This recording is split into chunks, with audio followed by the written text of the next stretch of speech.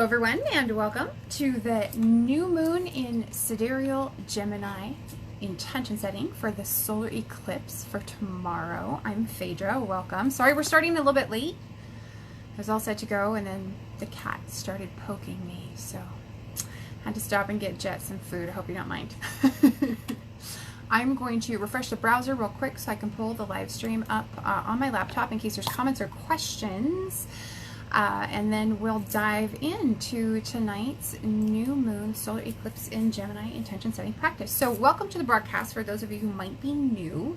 I'm Phaedra. I'm the astrologer and artist of Mystick, Physick, and I use Western sidereal astrology in my practice and here in the group. And really what I do in my work is help folks reconnect with their soul purpose and remember why they came to begin with. And my aim really with all my broadcasts is to help provide guidance on how you can consciously use the energy of the transiting planets to affect your life in a positive way. And so if you need to look up your sidereal sign placements, there is a handy dandy online calculator. I'm going to get you the link to it. Hopefully most of you who join me already know, but if you need the calculator, you're going to want to know specific signs and degrees tonight. You're going to also want to know your sidereal sun sign, possibly your rising, well, your rising sign and possibly your sun sign. Let me say that the other direction. But welcome. Thanks for joining me. So there's the calculator. Once I hit enter, there we go. Now there's a calculator. For anyone who needs to look up their sidereal natal chart, you can just plug in your birth data and get a quick screenshot at that link.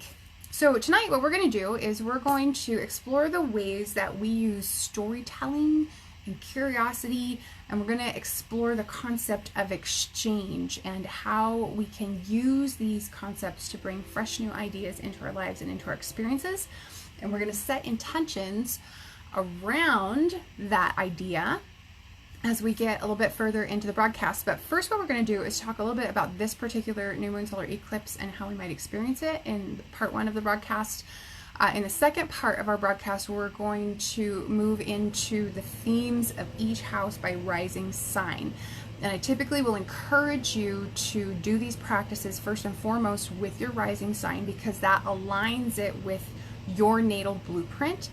However, with this also being a solar eclipse, any eclipse, I encourage you, do it for your sun sign too. Anytime really, if you feel compelled, you can do this for your rising sign and for your sun sign, but especially at eclipse time because they're really powerful lunations that we don't, we only get them periodically throughout the year. It's a wonderful opportunity to capitalize on the extra oomph that an eclipse can bring to your manifesting and your intention setting.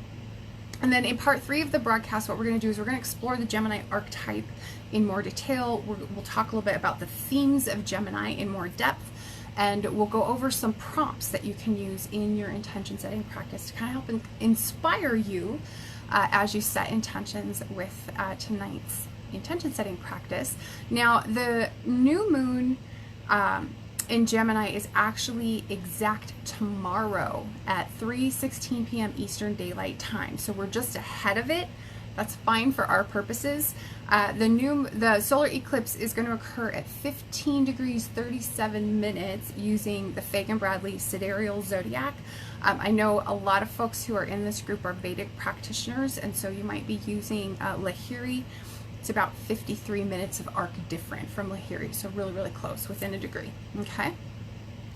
But first, let's talk about the new moon solar eclipse in Gemini specifically. And if you happen to catch the latest Sidereal Insights Astro update earlier today on the Mystick Physick Astrology Facebook page, we talked about this in a little bit of depth. I would encourage you to catch that broadcast. I'll throw a link to it later on at the end of our live stream because I go in a little bit more detail into different transits that we're going to be experiencing up through about mid-month. But we did cover this particular eclipse pretty in depth during that broadcast, and so if you caught that, we're going to be repeating some of that information, but not all of it. So the July 2nd new moon solar eclipse, like I was saying, occurs at 15 degrees 37 minutes of Gemini, and it's going to affect those readers with a planet or point at or near 15 or 16 degrees of an air or fire sign most of all. The air signs, of course, being Gemini, Libra, Aquarius, the fire signs, Aries, Leo, Sagittarius. We'll feel the effects of this particular eclipse through Gemini-ruled themes and areas of life. So these are things like travel and communication. We could experience unexpected changes to travel plans, unexpected news, visits from siblings, extended family, things like that as some examples. But remember, eclipses expose secrets, they expose hidden things. They can bring new beginnings, they can bring endings when people that we know leave our lives for good. The change that's ushered in by an eclipse is usually permanent change. Put a caveat in that for right now. It's usually permanent change, and it often forces us to move on from something that we've been holding on to for longer than necessary. And so it may be uncomfortable change. Often once we come through it, we realize it really was for the best or for our good ultimately, even though it may be uncomfortable and sometimes painful while we're going through it. But eclipses are really powerful lunations. They're a lot stronger than a typical new moon or full moon. They can bring upheaval, they bring change where stagnation has kind of settled in. And so these are important things to keep in mind as we come through the month of July, because this type of, this sense of change and upheaval will be a theme pretty much all month long. In Gemini, excuse me, I'm going to take a drink so I don't cough here.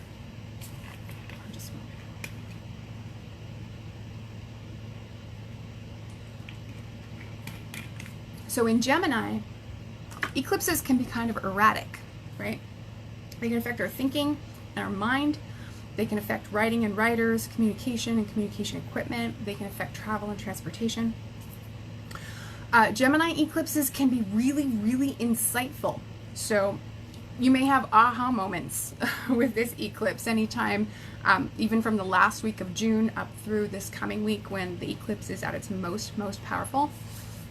But one thing you want to be aware of is to avoid taking people at their word during a Gemini eclipse. Disregard any promises that have been made to you or that someone might make to you in the days and weeks around this particular new moon.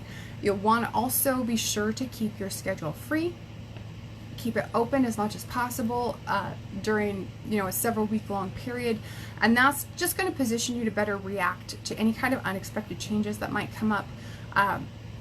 These things are bound to happen at eclipse time, and you want to be in a position where you can kind of adapt and roll with it rather than have to really wrangle and wrestle to get back on track. Especially if you're traveling, keep room in your itinerary for delays or reschedules or detours, other sorts of things like that. And as with any kind of eclipse, avoid issuing ultimatums during eclipse time because they tend to backfire. It's one thing that you want to make sure that you don't do during eclipse season.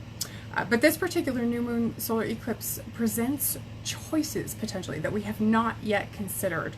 And an impulsive decision, if you were to make one now, could have unpredictable results. So as much as possible, hold off making important decisions until after the eclipse runs its course. You'll want to kind of leave room for the situation to change. You want to leave room for dynamic things to happen.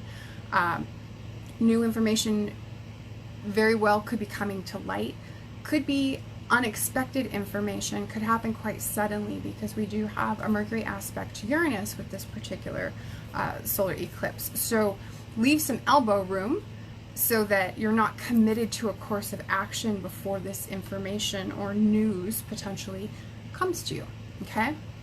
And then another piece to keep in mind, because we do have some interesting dynamics with this solar eclipse, expect the pace of communication to pick up because we have Mars having moved in to Cancer. We have Mercury having moved into Cancer, and the two of them are doing kind of a back and forth set of conjunctions because of Mercury's upcoming retrograde. And those are all things that we're going to want to factor into how this particular eclipse plays out.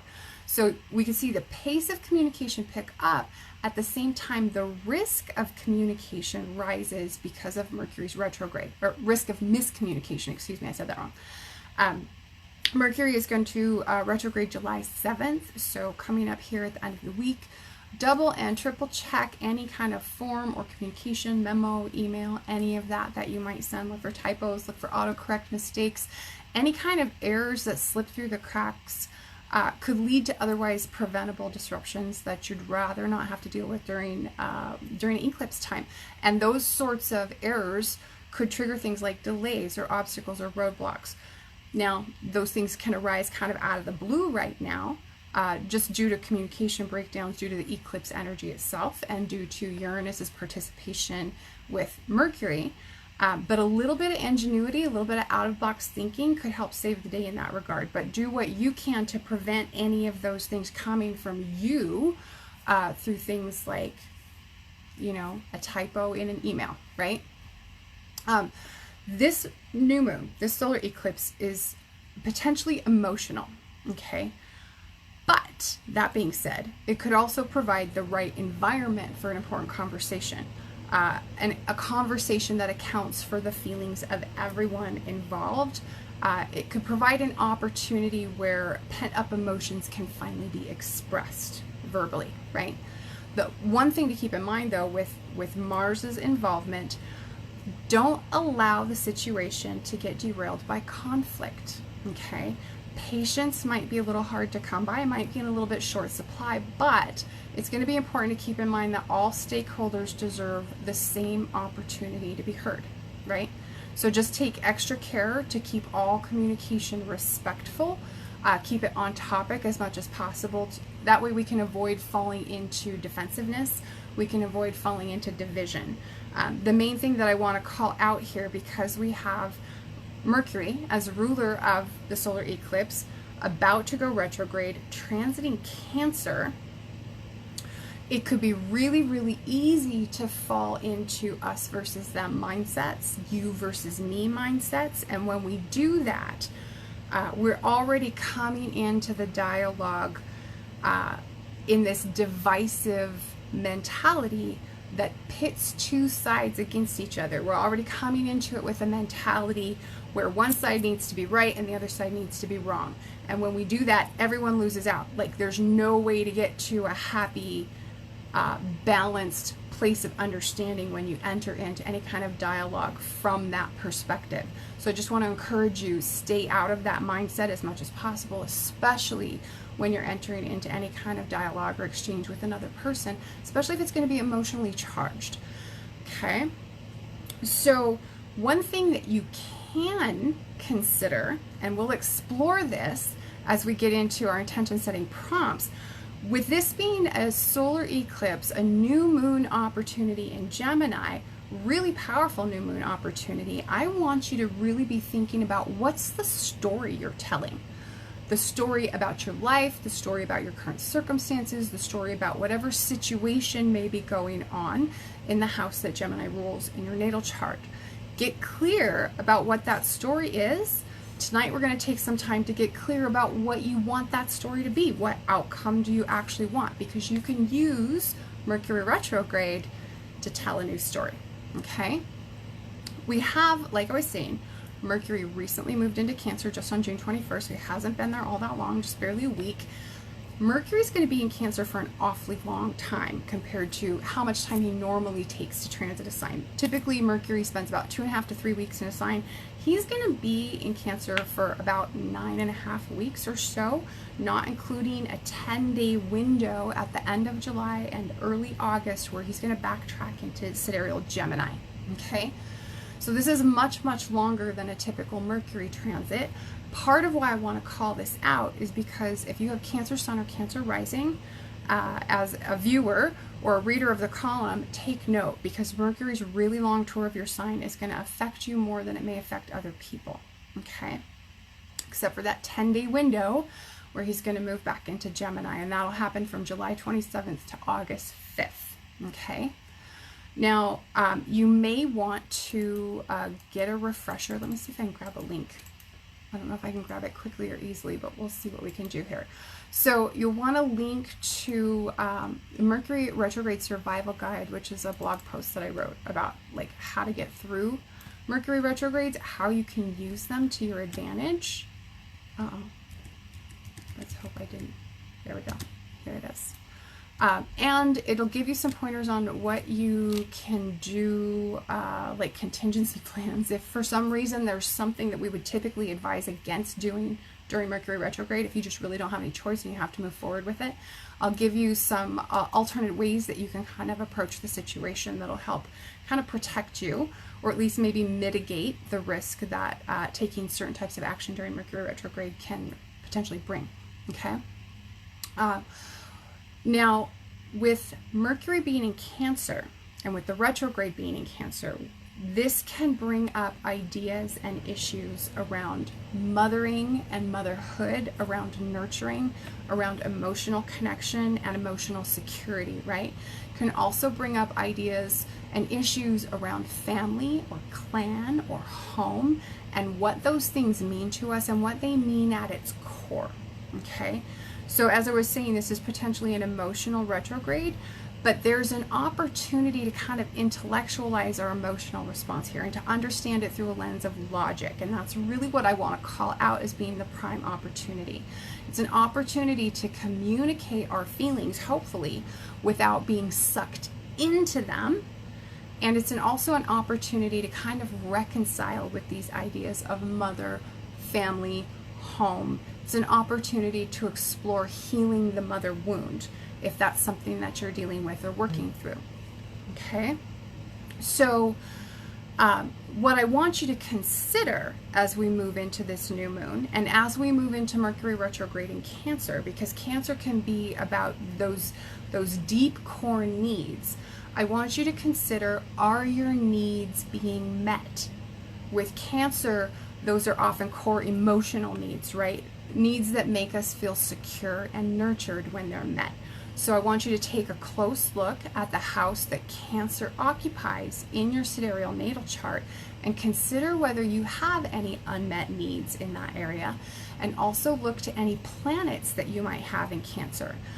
The reason for that is I want you to consider how having your needs met in your Cancer house could help you find greater fulfillment in the house or houses ruled by any other planets that you might have in Cancer. Then I also want you to take a closer look at your moon placement, moon ruling Cancer. Okay, I want you to take a closer look at your moon placement, which right now, of course, the moon's in Gemini, but in your natal chart, it may be somewhere else. Consider whether having your needs met in that area of life where you have the moon in your natal chart can help you feel more secure and nurtured in your Cancer house, okay? Because when we have planets occupying a different house than what they would normally rule, there can be an interplay, and we can find that activities or events in one house can benefit us in the other house. And so I want you to really kind of tap into that, because we have such a strong opportunity with this kind of odd interplay of astrological energies with, of course, a new moon solar eclipse, Mercury retrograde, and an extended tour in a water sign, okay? We also have Mars in Cancer, and that also plays into this particular retrograde, and it's going to flavor a little bit how we experience the outcome of the eclipse, because he's so close to Mercury, and we have this kind of back and forth of Mercury over Mars making a couple of conjunctions in a row pretty quickly. Mars in Cancer is going to help galvanize activity around Cancer ruled themes, around domestic matters potentially, and this will happen through early September. Mars is going to be here through that entire time. He's typically in a sign for about 6 or 7 weeks. So if you have plans to use Mercury's retrograde in Cancer in alignment with your natal blueprint, the way I would coach you in the Mercury retrograde survival guide, Mars's presence in Cancer can kind of help give you the drive and energy that you need to make it most all the way through that extended Mercury retrograde in Cancer. But I want you to remember that it will be important to plan regular periods for rest, during this time. And the reason for that is because the lunar influence, lunar energy tends to fluctuate a great deal. And with Mars in Cancer, that can affect our energy levels. Okay, so you'll feel your energy levels fluctuate much more frequently when Mars is in Cancer. And so just be cognizant of that. Give yourself plenty of time and opportunity to take breaks and rest as much as you need so that you can tap into that Mars drive while he's in Cancer to get through your stuff, right? To clean out those Cancer closets. That's what we're going to be doing with that particular Mercury retrograde. And so that really kind of wraps up just talking about this particular eclipse experience in general. What I'll do in the next part of the broadcast is we'll move on to talking about the houses this is going to fall in for each of you by rising sign, and what the themes of those houses are. For those of you who are a little bit more familiar with houses, if you want to take a break and go grab a snack or refill your drink, what have you, while we go over this, that's perfectly fine. In the meantime, we'll move on to part 2 for those who maybe aren't as familiar with the houses and those themes.